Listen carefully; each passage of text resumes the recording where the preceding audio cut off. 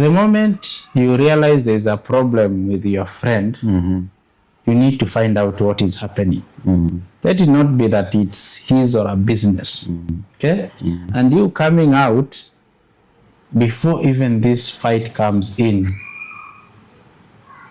there are signs that you can see with these people, and that's when you can start intervening. You don't do it that it is exploring, that's when you come in. But now, in the case of your friend, this is upon him to prove to the court.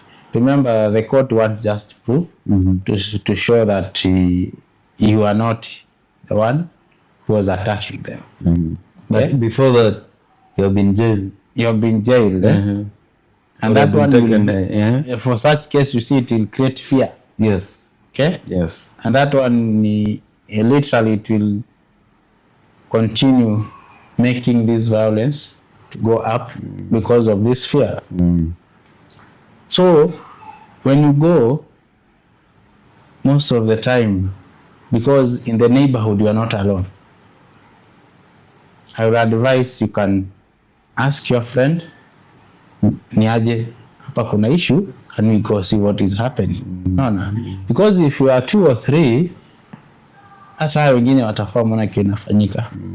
And I have had cases in the hospital ambapo utapata these people have come to seek services, na nakwambia mimi nilikuwa nasaidia rafiki yangu akipigwa na bwanake.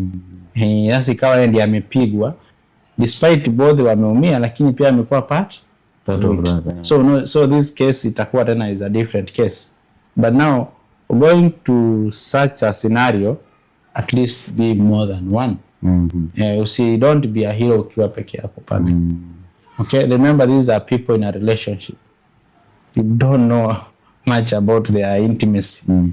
Okay, so it's very unfortunate for your friend, but the best way, don't go alone. So don't go alone. Don't go alone. Again, it was a very interesting scenario. Yes, but we addressed it. Yes, on the what drives these things. You know, you can have a lady who is very possessive. Okay? That possessiveness can make this lady, even you as a man who is in a relationship with her, you cannot talk with another lady. Okay? You cannot say hi, you cannot have a joke with your colleagues at work. Okay? And I feel insecurity. Okay, so during this time, and the moment she'll start accusing you of cheating, and yet you are not, because alikuona unaongea na your colleague, ama you know, sometimes it's hard even for a man who is married to go and have a cup of coffee with a lady colleague. It is viewed something is going on different. See, which is we need to check into our behavior. Okay, so if you, the moment you realize that your partner is such kind of a person, now ndio isikue pia unazidi kuamsha ule moto, you can avoid such things. But to see asile possessiveness, ile jealousy inakuja pale, itakuwa na kutupia maneno, physical, emotional, sasa ina pile. And if you don't solve that particular point, utapata hata unaweza chemka. And if you don't have what we call self-control, you can end up slapping this lady. Okay? But unaona yeye vile alianza, already shaleta tatizo. Sawa. So ile kutaka kupossess sana ile, which I think it could be a mental problem even to the lady or to the man, ikifikia mahali kama pale. So this one could lead to intimate partner violence. And that's why maybe sometimes I suggest we go for mature person. Mature, and maturity, I do not mean age. Yes. Sijamaanisha uende kwa mbaba ama mama because but maturity in terms of someone is aware and they are aware of themselves, because if someone has not dealt with his past or his issues, he's going to transfer them to you. Definitely. And when you transfer them to you, you are going to react and respond, and then the issues are not going to be the same. Especially yes. for the ones who have been in a relationship before. Yes. Anaweza sema that is how fulani pia ilianza. And you see, definitely it shows that already haja heal, and bado the trauma are there. Yeah. Now they are coming up again. And I'm always keen, you know, kwa relationship mtu akiachwa. I've never seen someone saying that I was the one who was wrong in that relationship. Never. Everyone says yeye ndiye alianza, yeye ndiye alifanya. So and you know, yeye ndiye alianza still is also a condition itself. Okay? You could be you are the cause, but you're in denial. You always want, you know, this issue of you must always win. You must always be on the right. You are the angel. In the relationship, you play the angel part yourself. You see, he cheated me. Yes. All right.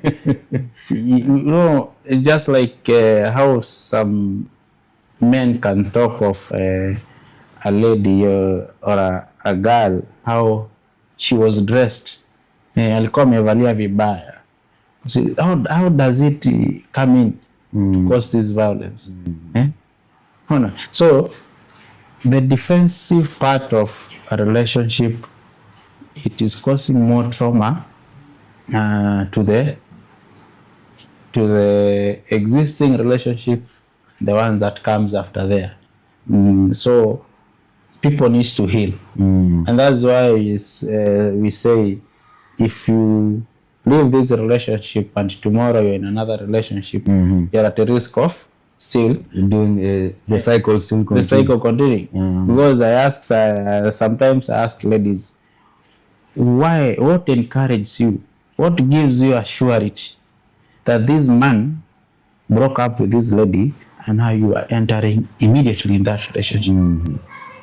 Who told you are more special than the other? Yes. This guy maybe wants someone to cling to sort his emotions part. And then once he's done, so even when people are getting into a relationship, they need to be watch out. Just try to find out, give time, have a real discussion. And because to me, I feel like the issue of just telling someone I love you, it doesn't matter. Okay, it doesn't matter at all. Love should be shown. Actions. Okay, so it's becoming a challenge. So that possessiveness. Now there is the issue of economic issues. You see, wakati mwingine wanasikia wanasema a man will feed a lady 10 years without complaining, but wacha huyu jamaa kuwa jobless wiki moja, the lady will start complaining. I don't know which type of ladies are these. So at that point, you realize if in the event this lady is complaining about her taking care of a man, definitely that will become again emotional. Okay, it will start from emotional, then extend. This man feels, niaje. Then if he cannot control himself, physical. Okay, so the issue of money comes in, and it brings this violence. Another case that comes is the issue of family, and you realize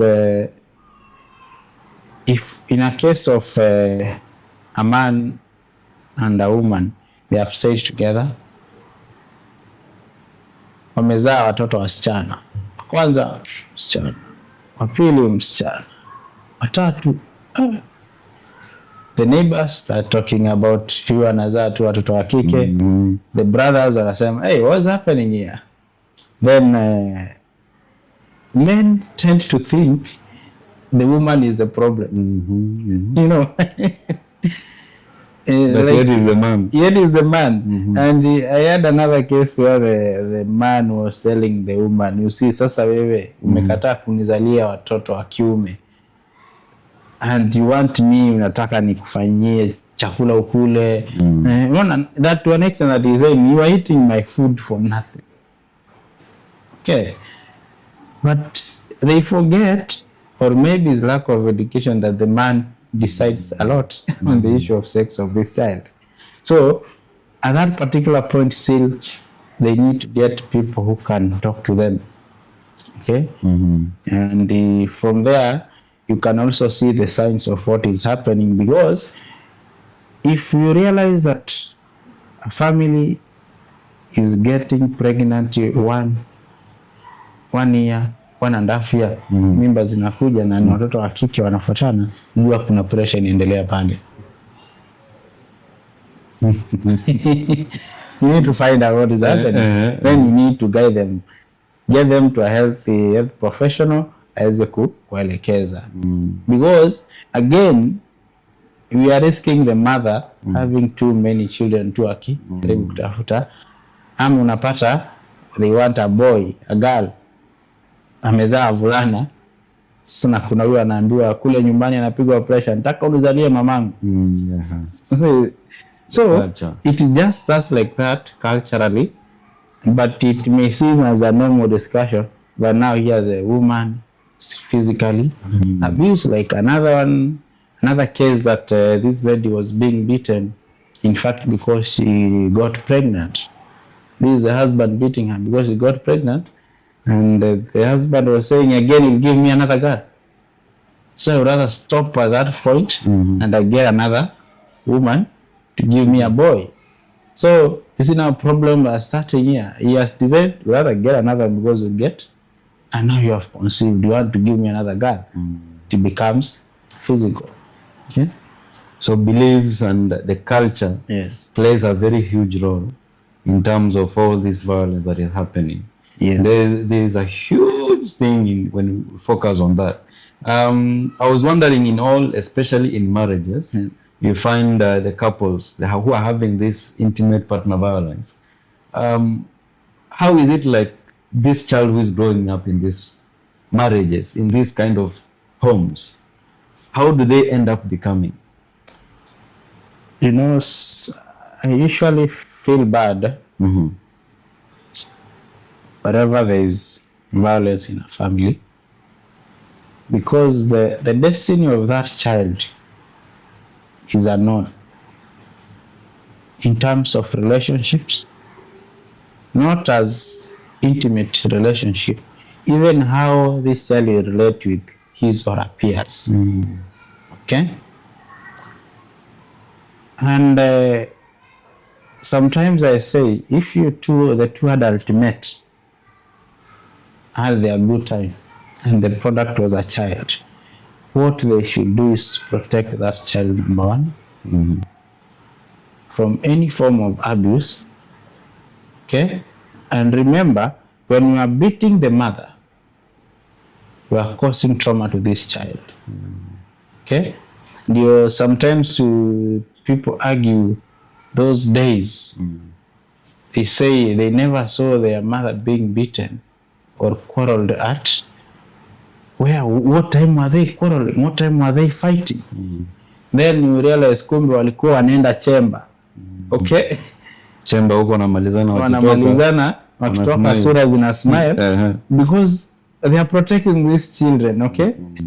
But the moment you expose your child to violence, as he or she grows up, she might end up being violent.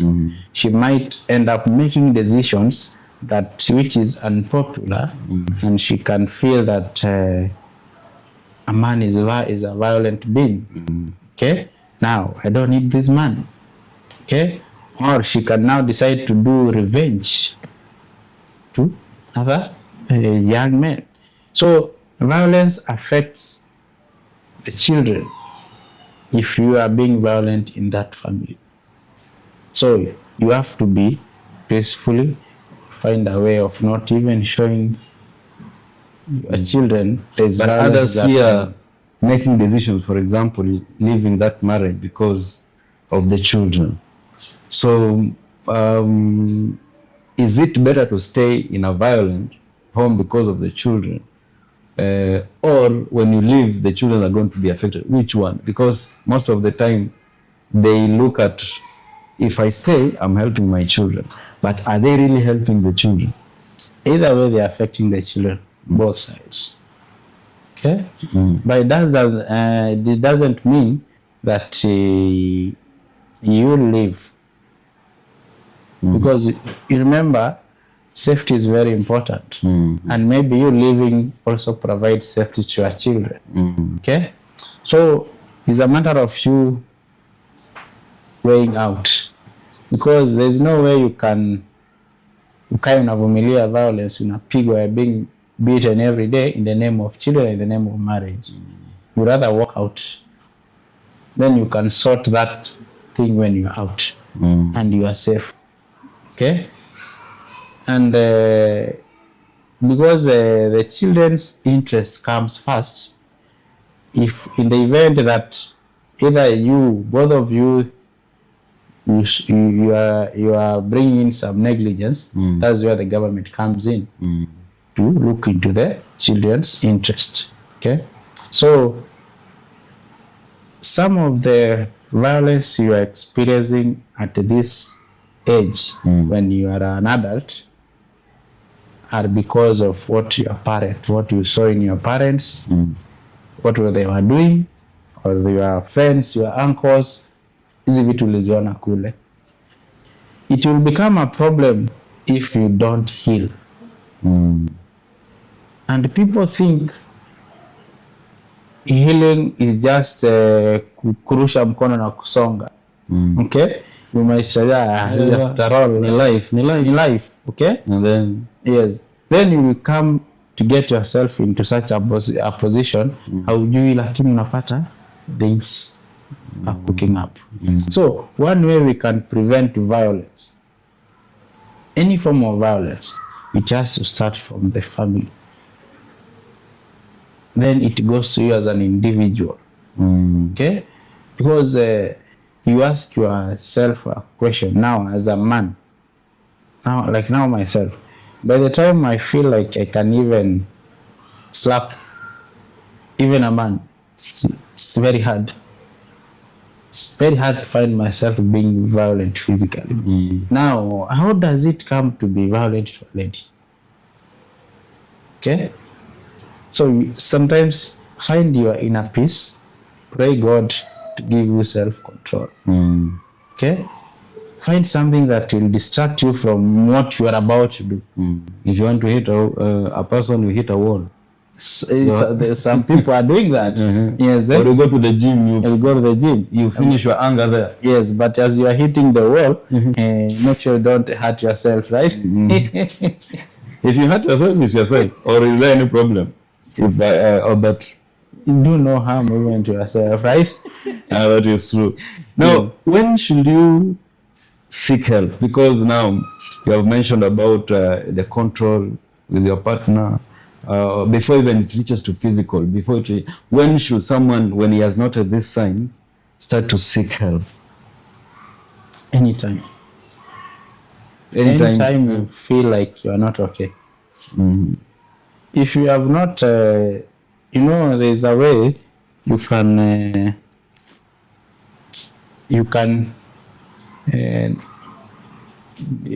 kind of train yourself on how to handle some of these things, which I think most of the people have forgot. They don't realize it's so good to train yourself to handle some of this stress in life.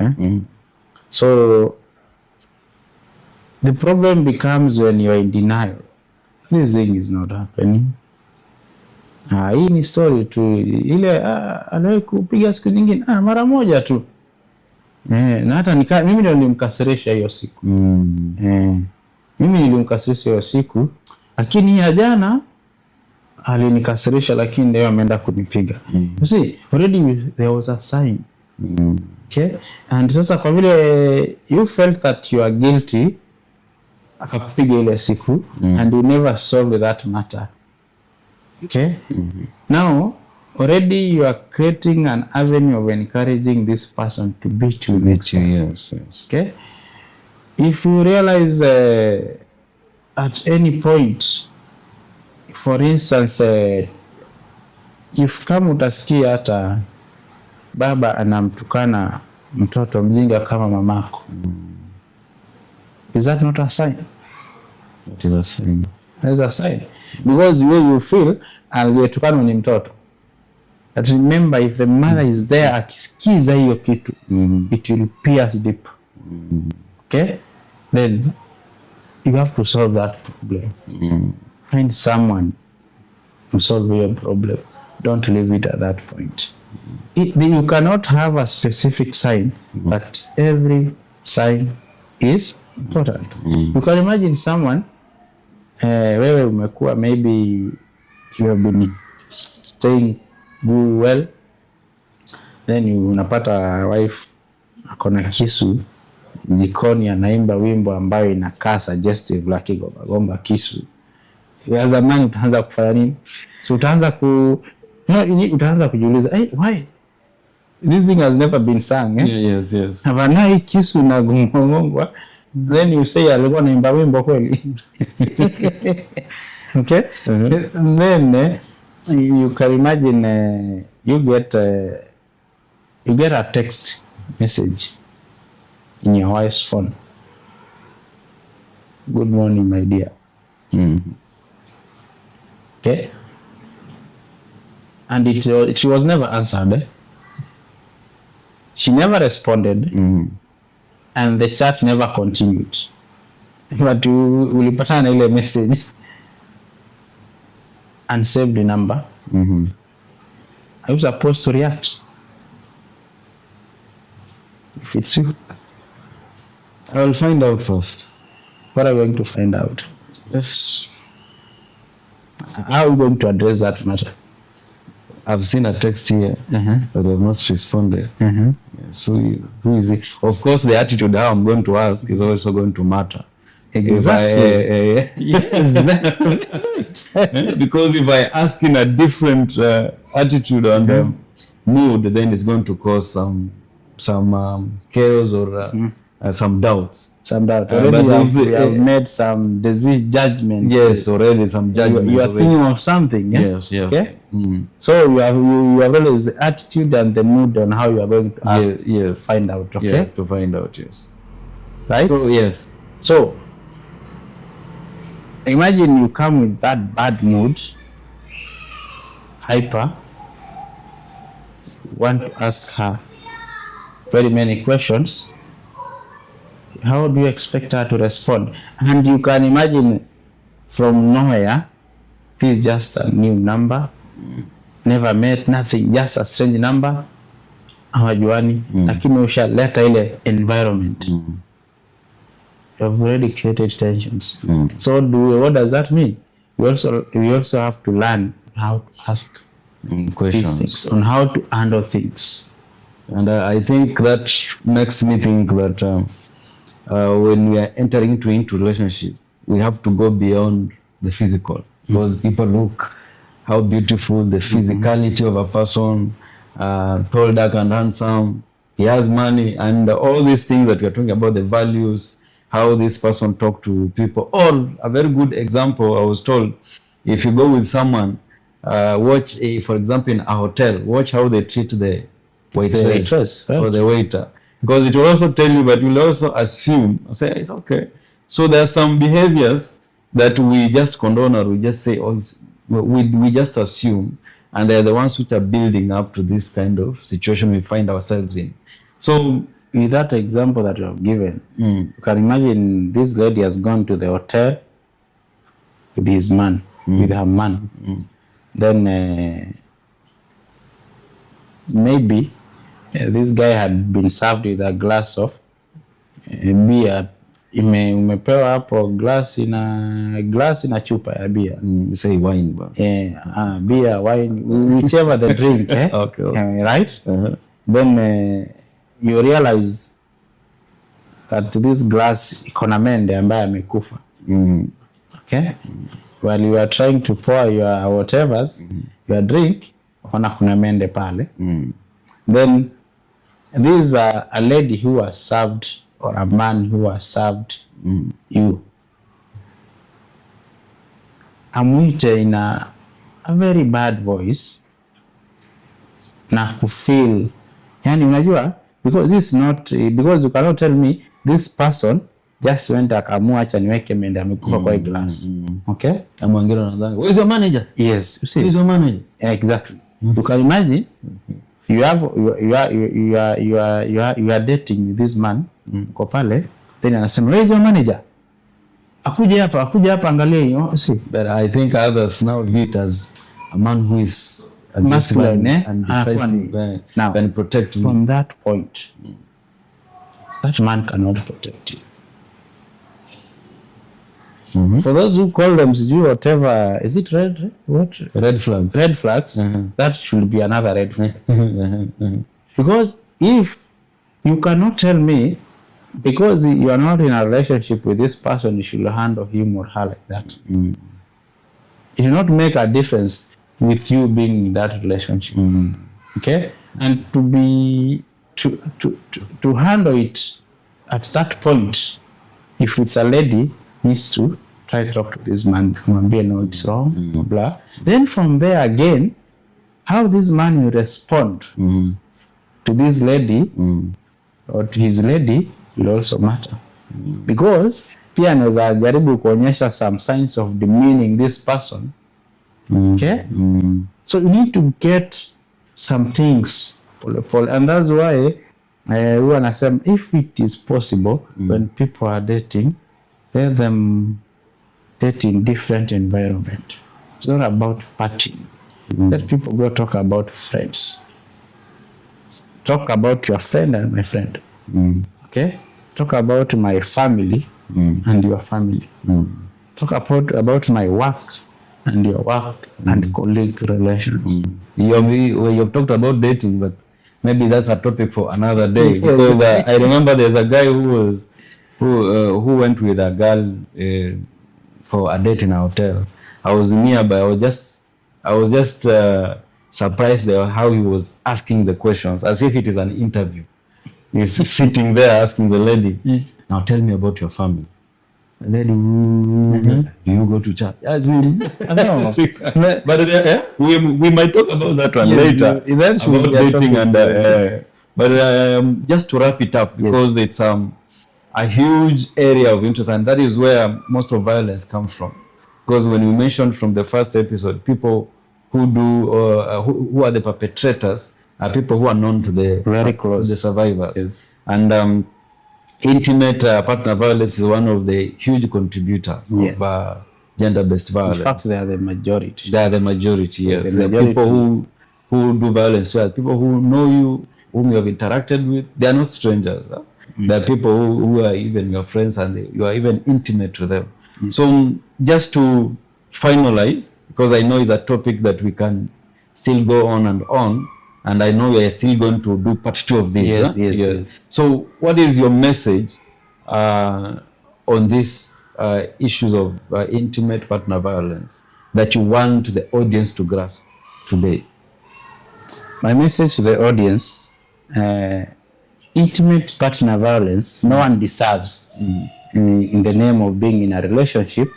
And you don't protect or you don't keep your relationship because you are keeping quiet.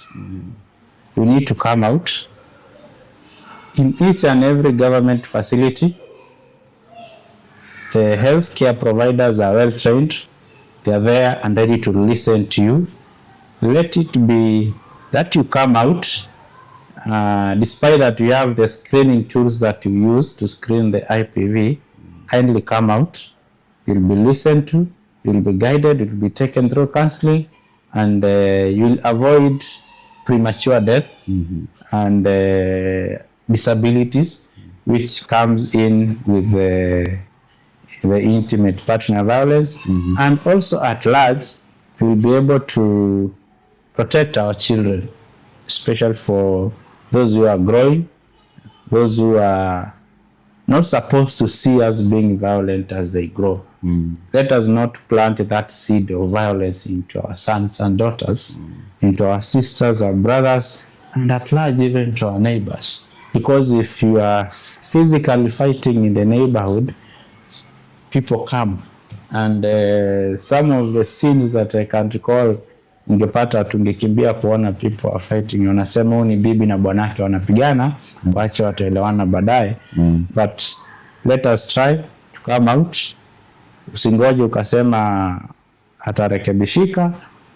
Ni mzuri ukuje ukasema ndio tujaribu kumsaidia kurekebishika. Usife na yeye kusema namuombea, amekubali atachange. Being too involved with that person. Now, if you are involved to such cases, kindly come out, usiogope. And if you feel like you are not comfortable, kindly refer these people to the next person whom you think are confident and competent to help this couple or these people in a relationship. Thank you so much. I think after there, I want to appreciate you for being with us from the start to the end. It's not easy. That means you're a loyal fan and we don't take it for granted. And we appreciate so much for your support. We want you to comment and tell us how we can improve the show, how we can make the show become better for you and even help us reach more people. Continue, stay tuned, and remember to subscribe, remember to share and comment so that this information can reach more and more.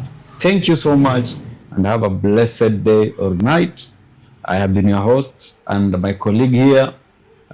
We appreciate your support and your commitment to supporting us. Thank you. Thank you.